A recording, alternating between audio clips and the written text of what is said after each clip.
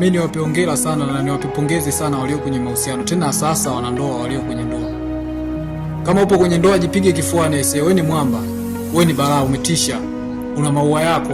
Wakati natoka hapa nikumbushe, unajua kwenye maisha ya mahusiano watu wengi hatujui kuna utofauti mkubwa sana kati ya upendo na uaminifu, na ni vitu vile ambavyo haviwezi kukaa sehemu moja, na ukiona vimekaa sehemu moja, basi wewe mahusiano yako hayo, wewe ni dominant hayo jumla, yani hawezi kuja kuvunjika hayo. Watu wengi sana tunapendana lakini hatuaminiani. Sijui kama hiki kitu unanielewa. Yaani tulio wengi sana tunapendana lakini hatuaminiani. Kama wewe hauamini, kamfuate tu hata mtu ambaye unaona ni mzee umri umeenda, bibi yako, muulize eti, "Bibi, mbona umedumu sana na babu kwenye mahusiano?" Atakwambia, ni vile tu tunapendana ndio maana tumedumu, na ninyi pendaneni." Hawezi kukuambia kwamba ni kwa sababu tunaaminiana na ninyi muaminiane, kwa sababu anajua uaminifu ni kitu kigumu sana, ila kupendana kila mtu anapendana. Hata mimi kupenda pia naweza, lakini kuamini